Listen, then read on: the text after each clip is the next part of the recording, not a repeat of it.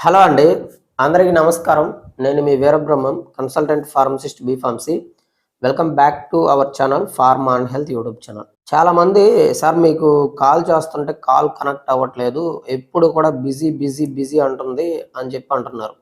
యాక్చువల్‌గా నేను వేరే పేషెంట్‌తో గనక మాట్లాడుతుంటే అలా చెప్పొచ్చు. మీరు కాసేపు ఉన్న తర్వాత ఒక 10 నిమిషాలు, ఒక అరగంట, ఒక గంట పోయిన తర్వాత మళ్ళీ కాల్ చేయండి. ఖచ్చితంగా నేను అటెంప్ట్ చేస్తాను. మీరేమైనా పర్సనల్ ప్రాబ్లమ్స్ ఉన్నా, సప్లిమెంట్స్ ఏమైనా అవసరం ఉండి వాటి గురించి తెలుసుకోవాలి అనుకుంటున్నా, క్రానిక్ డిసీజెస్ గురించి తెలుసుకోవాలి అనుకుంటున్నా కానీ మీరు కన్సల్టేషన్ తీసుకొని కాల్ చేయండి. యాజ్ ఏ ఫార్మసిస్ట్‌గా నేనొక మంచి సజెషన్ అయితే మీకు ఇస్తాను. ఇప్పుడు మన శరీరానికి పోషకాలు అంటే న్యూట్రియంట్స్ అనేవి చాలా ఇంపార్టెంట్. వాటిల్లో విటమిన్స్‌కి ఎక్కువ పాత్ర ఉంటది. విటమిన్స్‌లో గూడా మనకి బి కాంప్లెక్స్ విటమిన్స్, ఈ బి కాంప్లెక్స్ విటమిన్స్‌లో గూడా విటమిన్ బి12 అనేది మన శరీరానికి చాలా అవసరము. చాలా ఇంపార్టెంట్ కీ రోల్‌ని ఇది మన శరీరంలో ప్లే చేస్తా ఉంటుంది. ఇప్పుడు మీకు బి12 ఏం పని చేస్తుంది అనంటే నర్వస్ సిస్టమ్ మొత్తాన్ని అదే రెగ్యులేట్ చేస్తుంది. అండ్ రెడ్ బ్లడ్ సెల్స్ ప్రొడక్షన్‌కి పనికొస్తుంది. మీకు ఒకాళ విటమిన్ బి12 గనక డెఫిషియన్సీ వచ్చిందనుకోండి, ఈ నర్వస్ సిస్టమ్ మొత్తం స్లో అయిపోద్ది. రెడ్ బ్లడ్ సెల్స్ ప్రొడక్షన్ తగ్గిపోతాయి. ఎనీమియా వచ్చే ఛాన్స్ ఉంటుంది కూడా. కాబట్టి మీకు బి12 డెఫిషియన్సీ వచ్చిందంటే చాలా రకాల సింప్టమ్స్ అనేవి మీకు కనబడతాయి. ఆ చాలా రకాల సింప్టమ్స్‌లో మీరు గుర్తుపెట్టుకోవాల్సిన విషయం ఏంటి అనంటే, మీకు విటమిన్ డెఫిషియన్సీ వచ్చినా, మినరల్స్ డెఫిషియన్సీ వచ్చినా, యాంటీ ఆక్సిడెంట్స్ డెఫిషియన్సీ వచ్చినా గానీ, ఓవరాల్‌గా దానికి సంబంధించి చాలా లక్షణాలుంటాయి. కానీ ఒక్కొక్క మనిషికి ఒక్కొక్క రకమైన సింప్టమ్ అనేది కనబడిద్ది. అందరిలో ఒకే రకమైన సింప్టమ్స్ కనపడాలి అనేది రూల్ లేదు. కానీ 1, 2 సింప్టమ్స్ ఓవరాల్‌గా అందరిలో కనపడొచ్చు.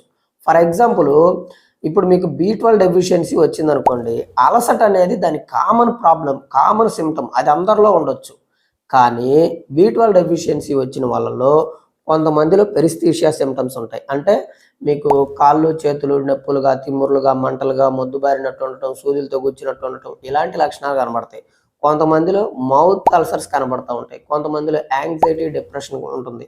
కొంతమందిలో ఏంటంటే చర్మం అంతా బాగా పాలిపోయి ఇలాంటి సింప్టమ్స్ కనబడతా ఉన్నాయన్నమాట. సో, ఈ సింప్టమ్స్ అనేవి దేన్ని బేస్ చేసుకొని ఉంటాయంటే, మీకు మీ బాడీలో డెఫిషియన్సీ వచ్చినప్పుడు ఏ వ్యవస్థ అయితే కొంచెం వీక్‌గా ఉంటుందో దాని మీద పడుతుంది. సో, దాని కారణంగా ఏ వ్యవస్థ మీద పడితే ఆ వ్యవస్థలో మీకు సింప్టమ్స్ అనేవి కనబడతా ఉంటాయన్నమాట. చాలామంది తెలియని విషయం ఏంటంటే విటమిన్ బి12 డెఫిషియన్సీ ఉందని తెలుసుకోలేకపోతున్నారు. ఒకవేళ ఉన్నా గాని దాన్ని నార్మలే అనుకుంటున్నారు. మీకు విటమిన్ బి12 డెఫిషియన్సీ లేకుండా సఫిషియెంట్‌గా ఉండాలి అంటే ఎంత ఉండాలి అంటే మనకి మనకి ల్యాబ్‌లో టెస్ట్ చేయించుకున్నప్పుడు వాడక్కడ ఒక రిఫరెన్స్ రేంజ్ మెన్షన్ చేస్తాడు. 190 నుంచి 800 కొంతమంది మెన్షన్ చేస్తారు. కొంతమంది 200 నుంచి 900 మెన్షన్ చేస్తారు. ఇక్కడ మీరు టెస్ట్ చేసుకున్నప్పుడు రిపోర్ట్‌లో గనక 220, 230 వచ్చిందనుకోండి, మీరు డెఫిషియన్సీ ఉన్నట్టే లెక్క. ఎందుకు అంటే మీరు సఫిషియెంట్‌గా ఉండాలి. విటమిన్ బి12 మీ శరీరంలో చేసే పనులు ఏవైతే ఉన్నాయో అయన్నీ ప్రాపర్‌గా జరగాలి అనంటే మీకు బి12 లెవెల్స్ అనేవి ఆప్టిమల్ రేంజ్‌లో ఉండాలి. ఆ ఆప్టిమల్ రేంజ్ ఎంత అనంటే 750-800. ఆ రేంజ్‌లో ఉన్నప్పుడు బి12 యొక్క పనులన్నీ కూడా సమర్థవంతంగా ఉంటాయి. మీ బాడీలో ఎటువంటి సింప్టమ్స్ గానీ, లక్షణాలు గానీ మీరు సఫర్ అయ్యే విధంగా అసలు ఏమీ అయితే ఉండవు. చాలామందికి విటమిన్ బి12 డెఫిషియన్సీ అనేది మనం ఈ రోజుల్లో చూస్తా ఉన్నాం. కానీ ఇక్కడ ఆశ్చర్యం ఏంటంటే మనకి విటమిన్ బి12 మనం తీసుకునే ఫుడ్ నుంచి మన బాడీ అనేది తయారు చేసుకుంటది. మనం తీసుకునే ఫుడ్‌లో ఎక్కువగా విటమిన్ బి12 దేంట్లో ఉంటుంది అంటే నాన్ వెజ్‌లో ఉంటుంది. కేవలం 5-10% మాత్రమే వెజ్ ఐటెమ్స్‌లో ఉంటది. మిగతా అంతా కూడా నాన్ వెజ్‌లో ఉంటది. వెజిటేరియన్స్‌కి విటమిన్ బి12 డెఫిషియన్సీ వచ్చింది అంటే అది సర్వసాధారణము. వాళ్ళు ఖచ్చితంగా సప్లిమెంట్స్ వాడుకోవాలి. దాన్ని మెయింటైన్ చేసుకుంటా ఉండాలి. దానివల్ల ప్రాబ్లమ్ రాకుండా ఉండాలి అనంటే. కానీ నాన్ వెజిటేరియన్స్ నేను ఈ మధ్య కాలంలో గత 4, 5 నెలల నుంచి చాలా మందిని చూశాను. చాలా కాల్స్ కూడా నాకొచ్చాయి. నాన్ వెజిటేరియన్స్ వారానికి 4 సార్లు, 3 సార్లు, 4 సార్లు నాన్ వెజ్ ఎక్కువగా తినే వాళ్ళలో కూడా విటమిన్ బి12 అనేది డెఫిషియన్సీ ఉంటుంది.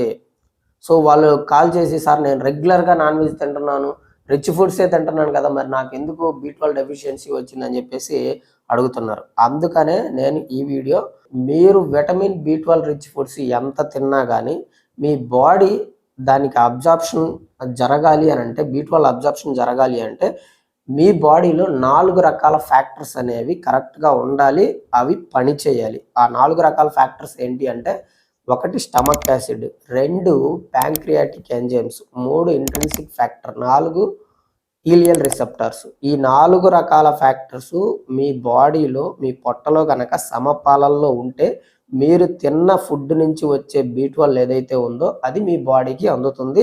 మీ B12 అనేది ఆప్టిమల్ రేంజ్లో ఉంటుంది. కానీ చాలామందికి ఇవి సరిగ్గా పనిచేయట్లేదు. ఇప్పుడు మీకు స్టమక్ యాసిడ్ తగ్గిపోయిందనుకోండి, అబ్జార్ప్షన్ జరగదు. స్టమక్ యాసిడ్ తగ్గిపోవడానికి ముఖ్య కారణం ఏంటి?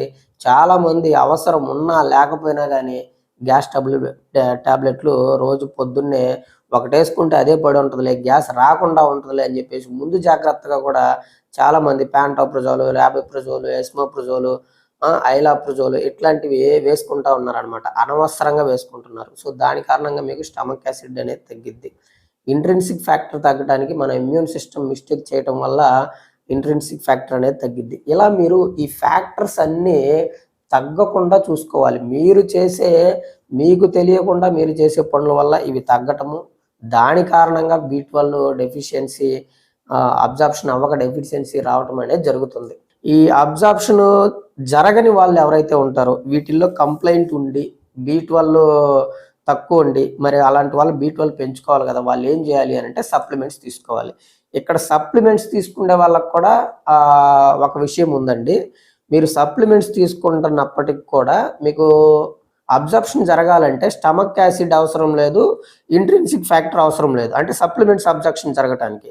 కానీ మీరు సప్లిమెంట్స్ తీసుకుంటున్నప్పటికీ ఆ సప్లిమెంట్ మీకు అబ్జార్ప్షన్ జరగాలన్నా కానీ మీకు వీటిలో 2 ఫ్యాక్టర్స్ అవసరం. ఏంటి అంటే ప్యాంక్రియాటిక్ ఎంజైమ్స్, ఈలియల్ రిసెప్టార్స్. ఇవి 2 ఉంటేనే మీకు సప్లిమెంట్స్ కూడా అబ్జార్ప్షన్ జరుగుతాయి అన్నమాట.